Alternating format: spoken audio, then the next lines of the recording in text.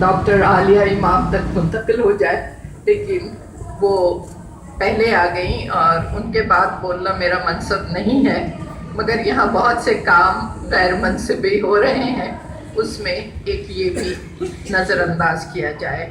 तो यहाँ मौजूद अल्लामा मुफ्ती बदरुद्दीन साहब, जनाब मेराज जामी साहब, पीर एजाजुद्दीन शाह साहब, जनाब मोहम्मद अनवर साहब, मलिक नवाज़ अहमद साहब और जमाल मोहसिन भाई जमाल मोहसिन मेरे, और यहाँ हाज़रीन में मैं देख रही हूँ कि अकील अब्बास जाफरी भी मौजूद हैं और आबिद रिजवी साहब भी मौजूद हैं, डॉक्टर यास्मीन फारूकी भी हैं और बड़े बड़े नाम हैं। तो मैं आप लोग काफ़ी कुछ गुफ्तगू सुन चुके हैं, इसलिए मैं ज़्यादा वक्त नहीं लूँगी कि सिर्फ ये कहूँगी कि आज की शाम मेरे लिए भी बहुत मालूमात अंगेज़ थी। जितनी तकरीरें मैंने सुनी उनसे मेरे इल्म में भी इजाफ़ा हुआ और एक फ़न की तरफ, जो कि हमारा बहुत बड़ा विरसा है और बहुत बड़ा असासा है, उसकी तरफ तवज्जो मबज़ूल हुई। तो ये आज की तकरीब का हासिल था।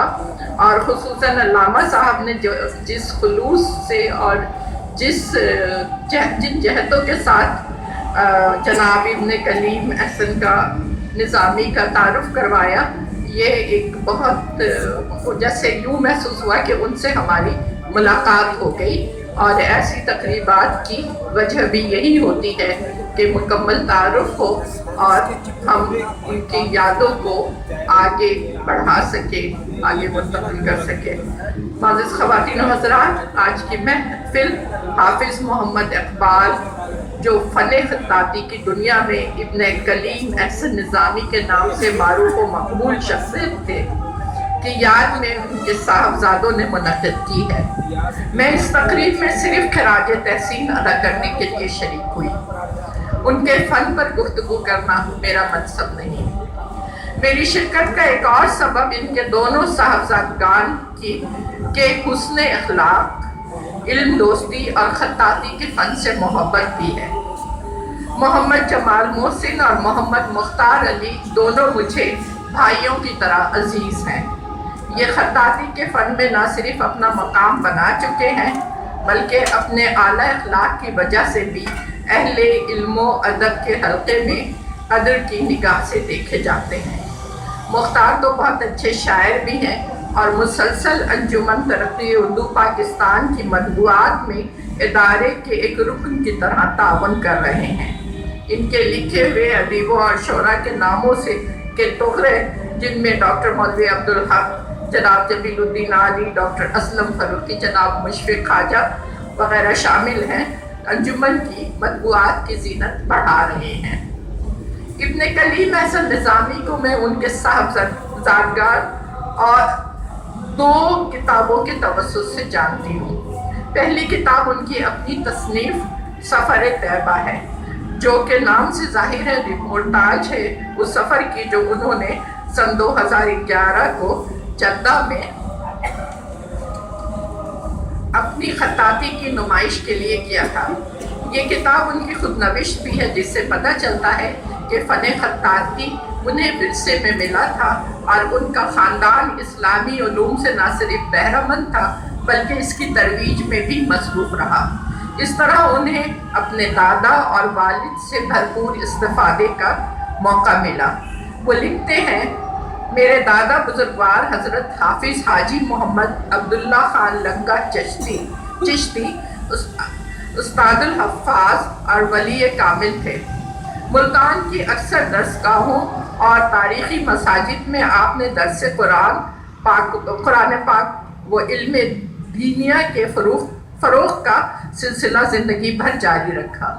हज़ारों लोगों को इल्म दीन से बहरामंद किया, सैकड़ों को हाफिज़ कुरान बनाया। अल्हम्दुलिल्लाह अपने दादा जान से कुरान पाक हिफ्ज़ करने और फ़ारसी अरबी किताबों की इब्तिदाई तालीम हासिल करने के बाद मुल्तान की कदीमी दरसगाहों जामे रहमानिया, जामे नोमानिया निज़ामिया, मदरसा खैरुल मदारिस, जामे मज़हरुल उलूम और मदरसा अनवार उलूम में दरस निज़ामी के मुताबिक दीनी उलूम में فارغ التحصیل ہوا جسے ایم اے عربی کے مساوی تسلیم کیا گیا ہے، اور فارسی کتب اپنے دادا جان سے پڑھی۔ اسکول اور نصابی تعلیم کے ساتھ حفظ قرآن کیا اور 12 سال کی عمر میں تراویح میں قرآن مجید سنایا۔ مدرسہ انوار العلوم کی جامع مسجد میں ختم قرآن سماعت کرنے پر محدث اعظم حضرت علامہ سید احمد سعید شاہ صاحب کاظمی نے دستار بندی فرمائی۔ اس طرح دوسری بار دادا بزرگوار کی خاندانی دستار والد گرامی کے انتقال کے بعد مجھے حضرت کاظمی صاحب نے بندھائی۔ تعلیم کے ساتھ ساتھ میں نے والد گرامی سے خوش نویسی اور جلد سازی کی تربیت حاصل کی۔ ابن کلیم نظامی جہاں دولت علم سے بہرہ مند تھے، وہاں اللہ تعالیٰ نے انہیں ایسا تخلیقی ذہن عطا کیا تھا جو نئے طرز خطاطی کی ایجاد کی طرف مائل تھا۔ احساس جمال کی فراوانی اور وفور شوق نے انہیں کچھ اور چاہیے وسعت کی طرف مائل رکھا۔ وہ تمام مروجہ خطاطی کے گہرے مشاہدے اور علم کے ساتھ ایک نئے طرز کی ایجاد کی طرف راغب رہے۔ وہ لکھتے ہیں، میں نے تحقیق کی طرف توجہ دی۔ اسلامی خطاطی کی دنیا میں مروج فقط 6 خط ہیں: کوفی، نسخ، ثلث، رقاع، دیوانی اور خط نستعلیق، جو کہ اپنے دور ایجاد سے تاحال مروج و مقبول چلے آ رہے تھے۔ ان سب کو مشاہدے کی آنکھوں سے دیکھا، پرکھا، جانچا، سیکھا اور دل میں اتار لیا۔ اساتذہ معتقدین کہ ان خطوط ششگانہ کے قواعد و ضوابط کے حساب سے تختیہ رقم کی، جو کہ ناپید تھی۔ یہ ان کی تحریر تھی۔ ان تمام علوم کے ساتھ انہوں نے محفوظ کرنے اور اگلی نسل تک منتقل کرنے کے لیے تصنیفات کا سلسلہ بھی جاری رکھا۔ ان کے مطابق اس تمام کارروائی کے دوران ان کے وجدان نے ایک نئے طرز تحریر کی داغ بیل ڈال دی۔ میرے اپنے خیال میں جب کوئی پورے خلوص اور تمام تر صلاحیتوں کے ساتھ اپنے آپ کو کسی ایک شعبے میں منہمک کر دیتا ہے اور اپنے شب و روز کو اس کے لیے وقف کر دیتا ہے تو اس کا وجدان رہنما بن جاتا ہے۔ قدرت خود اس کو ایک ایسی راہ پر گامزن رکھتی ہے جو فن کی بلندیوں تک لے جائے۔ وہ ایسا شناور بن جاتا ہے جس کے لیے گوہر نایاب کا حصول ممکن ہو جاتا ہے۔ ابن کلیم کے تخلیقی اضطراب نے نئی راہ کی تلاش میں جس تجربے سے گزارا، اس کا اظہار بھی انہی کے الفاظ میں سنیے۔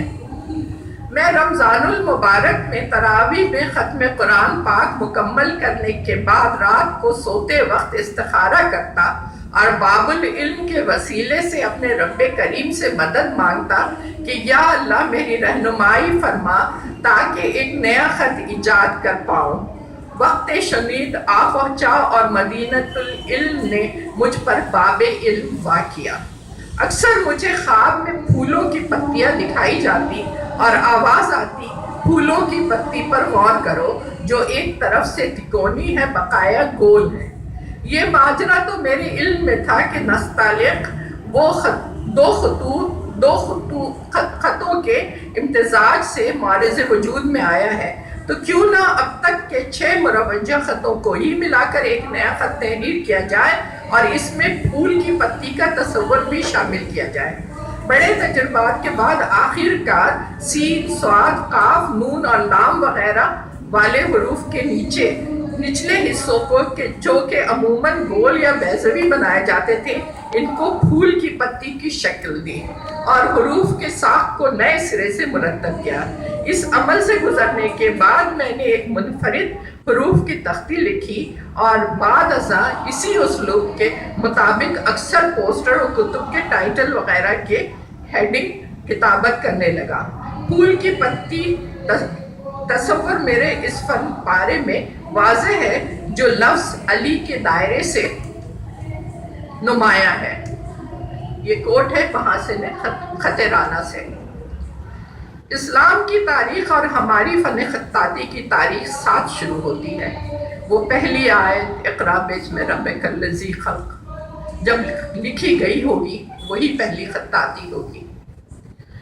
اسی فن کے موجد باب العلم حضرت علی کے وسیلے سے حاصل عطیہ فن ابن کلیم احسن کا نام اسی تاریخ میں رقم ہو گیا۔ قدرت نے ان کی میراث کو آگے بڑھانے کے لیے ایسے وارث بھی عطا کیے جو ناموری حاصل کر رہے ہیں۔ نسل میں مختار باکمال ہیں تو خط کوفی میں جمال محسن، ان کی اولادوں کو بھی اللہ تعالیٰ نے توفیق عطا کی ہے کہ اس فن میں اپنا مقام بنانے کے ساتھ اس کی تدریس و ترویج میں اپنے آبا کی روایت قائم رکھیں۔ شکریہ۔